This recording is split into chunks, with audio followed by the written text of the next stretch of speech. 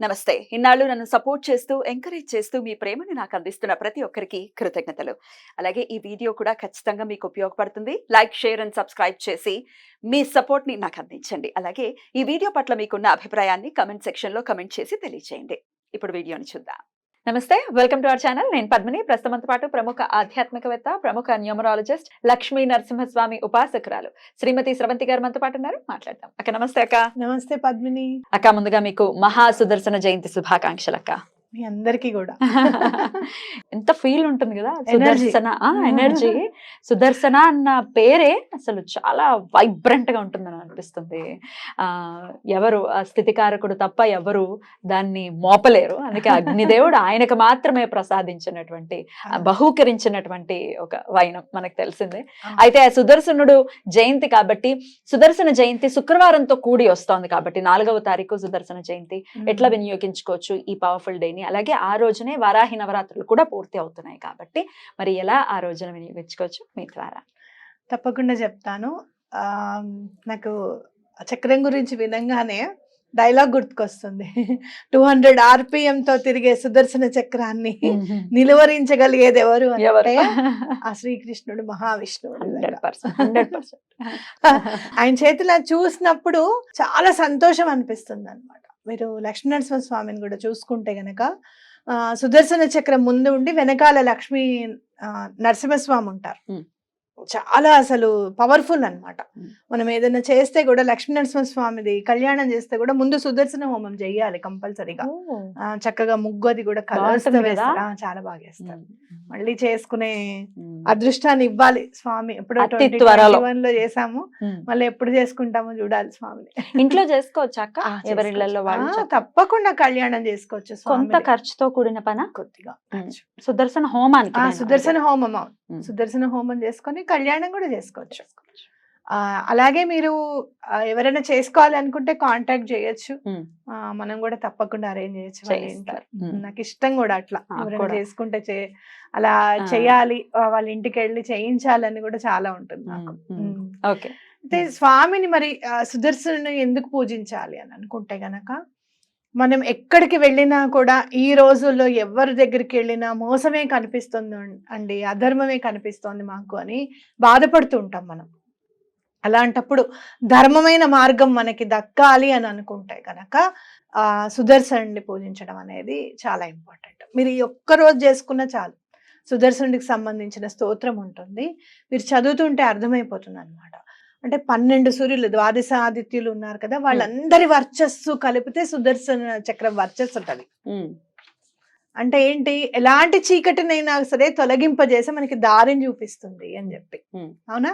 అట్లాగే ధర్మమైన మార్గాన్ని మనకి చూపిస్తుంది.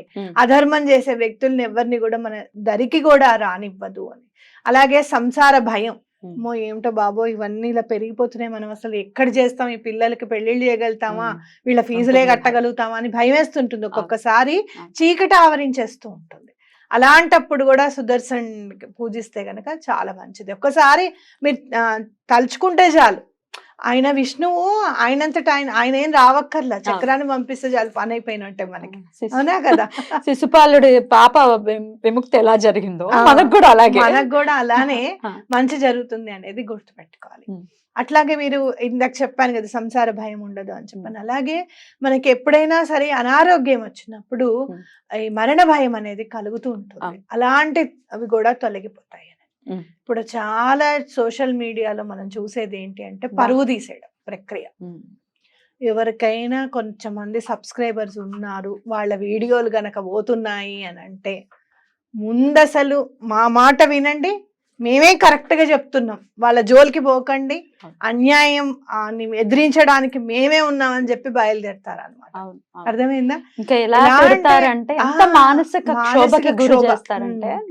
నువ్వు ఏదైనా తప్పు చేస్తే ఈ తప్పు మీరు చేస్తున్నారండి అని చెప్పడంలో తప్పేం లేదు, కానీ ఆ తప్పు చేస్తున్నారు, ఆ తప్పు చేస్తున్నారు, ఆ తప్పు చేస్తున్నారు, ఇంకేం చేసినా గాలి ఇటు పిలుస్తున్నారు కాదు, రైట్ సైడ్ పిలుస్తున్నారు, ముందు అసలు ఫస్ట్ లెఫ్ట్ సైడే పిలిచారు, ఇలాంటివన్నీ కూడా చెప్తారు అన్నమాట.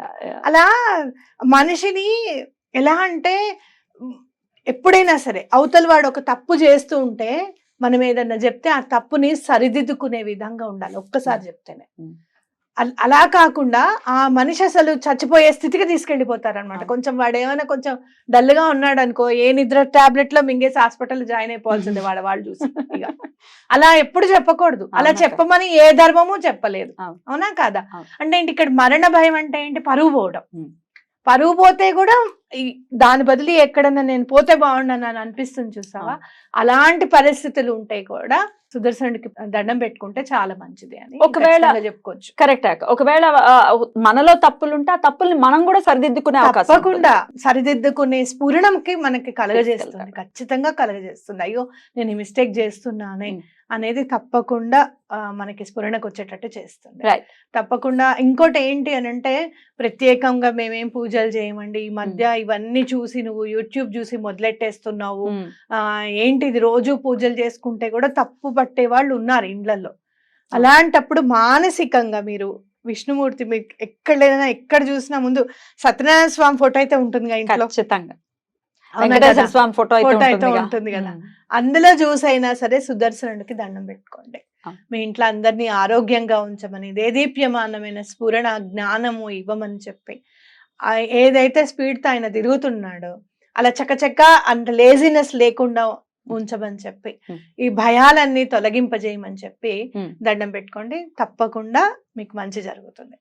అయితే ఇక్కడ నేను చెప్పేటప్పుడు నాకు ఒక స్విచ్ వర్డ్ స్ఫురణకు వచ్చింది. అంటే ఎవరైనా స్తోత్రం చదవలేము మేము, మాకు తెలుగు రాదను, లేకపోతే మాకు టైం లేదను, ఒకసారి చదవంగానే కొంతమందికి స్పీడ్ గా రాదు ఎంత తెలుగు వచ్చినా కూడా.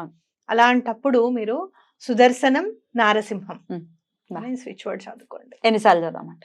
108 times చదవండి. సుదర్శనం నారసింహం. ఆ రోజు శుక్రవారం వచ్చింది, మనందరి అదృష్టం. శుక్రవారం అంటే మా చక్కగా మీరు అలవాటు చేసేసారు. అమ్మవారికి లక్ష్మీదేవికి చక్కగా ప్రత్యేకంగా చేసుకునేటటువంటి పూజ అదే తమలపాకుల హారతి చక్కగా చేసుకుంటున్నాము. అలాగే నేనైతే పెరియాబాకి దీపసేవ కూడా చేసుకుంటున్నాను. దాంతో పాటు ఇప్పుడు సుదర్శన జయంతి కూడా వచ్చింది కాబట్టి చక్కగా దీన్ని కూడా ఇంక్లూడ్ చేసుకుని చేసుకోవచ్చు. చక్కగా చేసుకోవచ్చు. పండగ వాతావరణం ఉంటుంది. మీకు ఇంకా నిజంగా ఇంకా చాలా బాగా చేసుకోవాలి అనుకుంటే కనుక ఒక వుడెన్ ప్లాంక్ తీసుకోండి, లేదంటే కనుక ఒక ఏదన్నా కింద చక్కగా ఇట్లా బియ్యం లాగా పర్చేస్ చేసుకొని దాని మీద శంకు చక్రాలు కూడా పసుపు కుంకుమలతో వేసుకోవచ్చు. ఇప్పుడు చక్కగా స్టెన్సిల్స్ వస్తున్నాయి, చక్కగా ఇలా పరిచేస్తే నామాలన్నీ స్వామి నామమును శంకు చక్రాలు వచ్చేవి కూడా వస్తున్నాయి. అలా కూడా వేసుకొని చక్కగా పూజ చేసుకోవచ్చు. రైట్, అద్భుతం అక్క, చాలా బ్యూటిఫుల్ గా ఎక్స్ప్లెయిన్ చేశారు. రైట్ అక్క, చాలా బ్యూటిఫుల్ గా ఎక్స్ప్లెయిన్ చేశారు. చాలా అద్భుతమైనటువంటి రోజు. విష్ణుమూర్తిని కొలుచుకునేటటువంటి భాగ్యం ఖచ్చితంగా ప్రకృతి అందిస్తూనే ఉంటుంది, మనం అందిపుచ్చుకోవాలి. అద్భుతం అక్క.